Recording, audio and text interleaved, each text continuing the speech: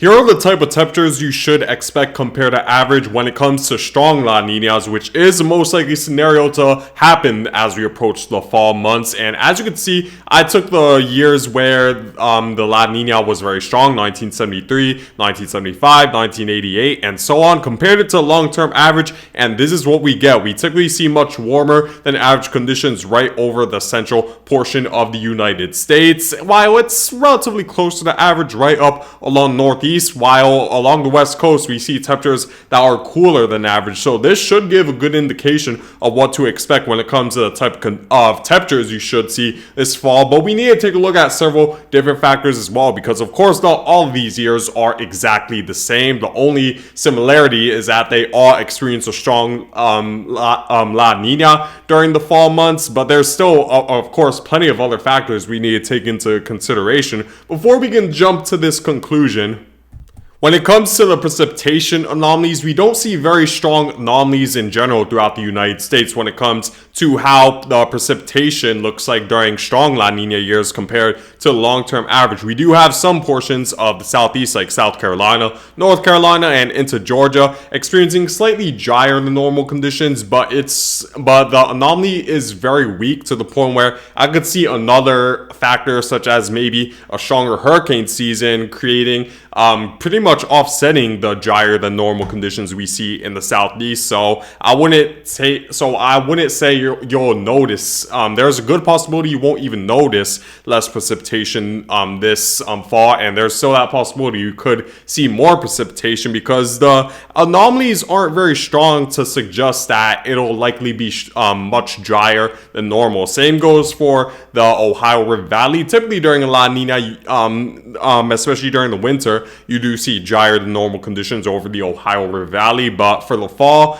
we clearly see that isn't as strong, the anomalies. So again, take this with a grain of salt. The only areas where I'll say the anomaly is pretty strong is in the Pacific Northwest, where you do see much more precipitation than usual throughout Oregon, extending into Washington State and into Northern California, which makes me believe, along with the fact that even during winter La Ninas, we see more precipitation in the Pacific Northwest. That makes me believe that this area will experience more precipitation than usual, and you might have an early start to the winter thanks to the fact that we're going to be in a La Nina pattern. But for the rest of the United States, we clearly see that the precipitation anomalies are closer to average. So we'll definitely need to take a look at other factors that could maybe shift the tide when it comes to the precipitation anomalies in each area. So this is what typically happens during a La Nina, more specifically in the winter time frame, and we see that it's typically warmer and drier right up along the southeast, but take this with a huge grain of salt. This primarily applies to the winter time frame, and as we clearly saw with the anomalies I just showed you on the climate division plot, during strong La Ninas, it's fairly different in a lot of ways. It typically isn't much more moist than usual over the Ohio River Valley. And for the southeast, I guess it's very similar in the fall as well when it comes to temperature being warmer than average. But those warmer than average temperatures focus a little bit further westward and a little bit further northward rather than towards the southeast. And it's typically warmer than normal, not colder than normal in the northern Midwest during strong La Nina. So take this with a grain of salt. I'll lean a little bit more to the anomalies I just showed you when it comes to the temperature as well as the precipitation you should expect during the fall. Another big thing we need to take a look at is the climatology computer models, and this is a NMME model which pretty much combines all the most reliable computer models into one model, which creates potentially the most accurate forecast. It might not always be 100%.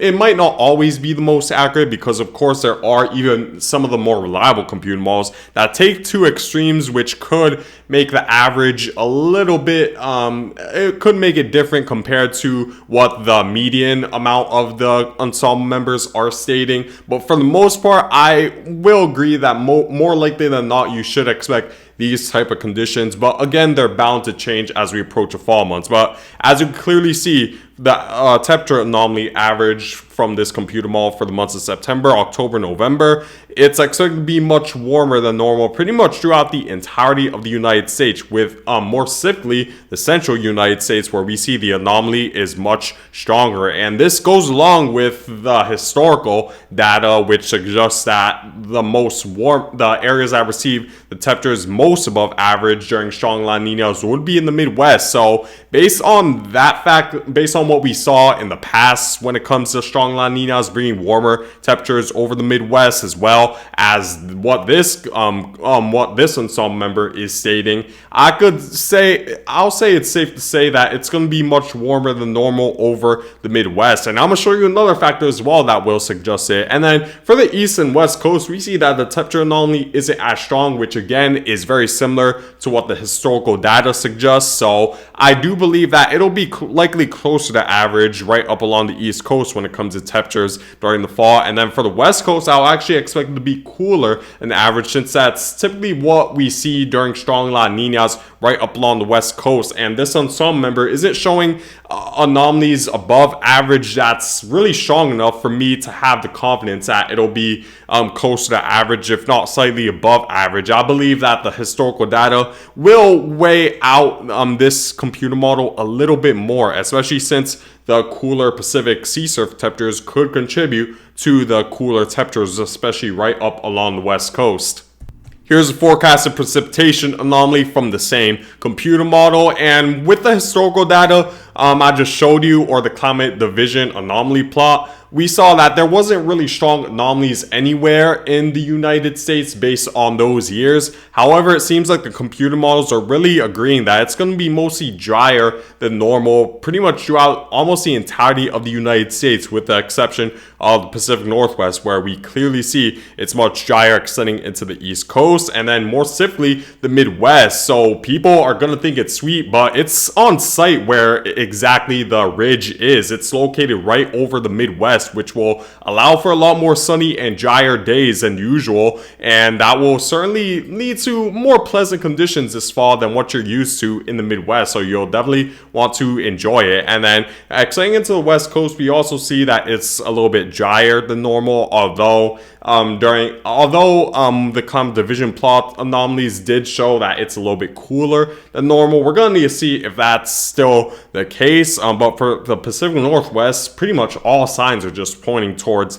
this fall being cooler and more wet than usual, which isn't unusual during La Nina years. So definitely prepare for that right up along the Pacific Northwest. And in fact, you could have an early start to the winter time frame, as in the higher elevations you might even experience snow, enough snow to potentially be able to build a snowman. And with all that snow and ice up right up along the higher elevation, so make sure to prepare for that potential right over the Pacific Northwest.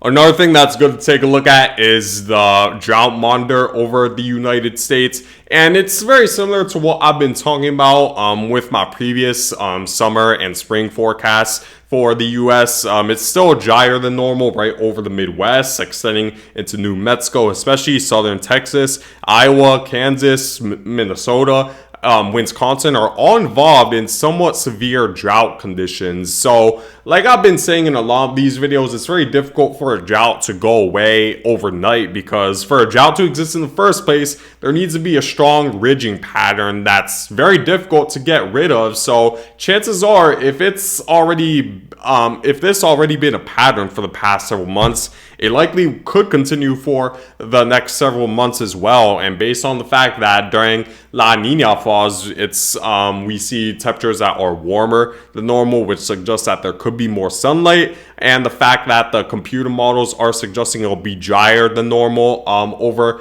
the Midwest, I could expect this drought to continue, which also will contribute to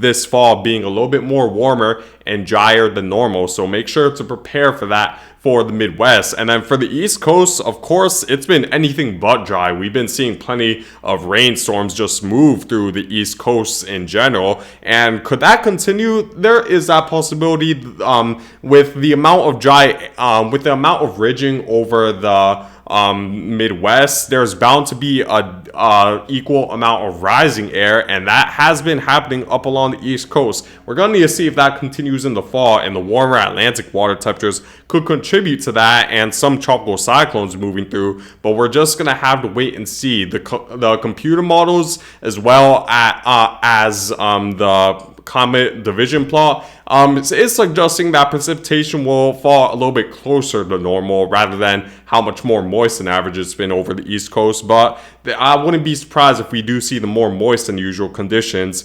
continue even into the fall, especially since this hurricane season will be quite active.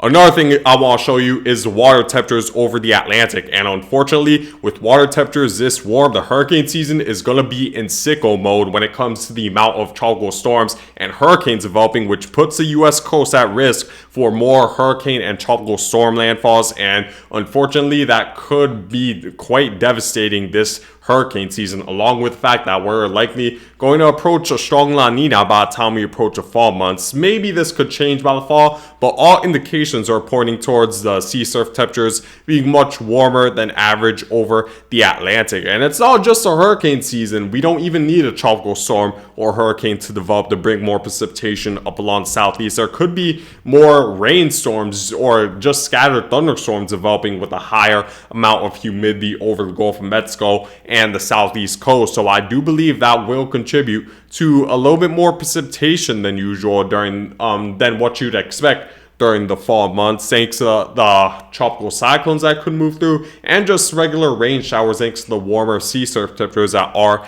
expected over the Gulf of Mexico and the Atlantic in general. So here's my forecast for the entirety of the United States when it comes to the fall of 2024. So for the Northeast, I'm primarily expecting average conditions. Based on what we see during strong La Ninas, it's simply average when it comes to temperature, mostly average when it comes to precipitation, and it seems like the climatology models are suggesting the same thing. I wouldn't be surprised if maybe we do see more precipitation thanks to the hurricane season, but all indications are pointing towards mainly average conditions over the Northeast. So you won't really know it's winter until the sun is down, freezing cold. That's when we'll already know winter's here by the time we approach November and December. So we won't see an early winter unlike other years for the Northeast. And then for the Southeast, of course, my main point is to just watch for hurricanes. The hurricane season is going to be no joke. Thanks, most likely, as it just all indications are pointing towards a very active hurricane season. So you want to take that very seriously right up along the coast. And unfortunately, many people pay the price because the power outages could come through thanks to a lot of these tropical cyclones. And make sure you need to heed evacuations when you're told to evacuate. Pretty much all throughout the east coast of the U.S. this year. And then for the Midwest, we see that it's expected to be warmer and drier than normal thanks to all the things I stated, such as the fact that we see that during strong La Ninas, we're going to see a drought is going on, and I expect that to continue even as we approach the fall. And then for the entirety of the West Coast, I'm expecting it to be colder than normal and more moist than normal in the Pacific Northwest, which is what we typically see during La Nina years, which will contribute to the possibility of having an earlier winter time frame. So you'll probably be able to make a snowman a little bit early this year with all that snow and ice up on the booth, which will in the higher elevations of the Cascades and the Rocky Mountain ranges in general, and that will contribute to potentially having an early ski season right over the Pacific Northwest. So this is my entirety of the fall forecast. If you want even more in detail forecasts regarding where you should expect what you should expect during the fall in your specific location, just make sure to comment down below, and I'll do my best to try to answer what type of conditions you should expect this fall in each location of the United States. But that's it for now, guys, and I thank you guys for watching.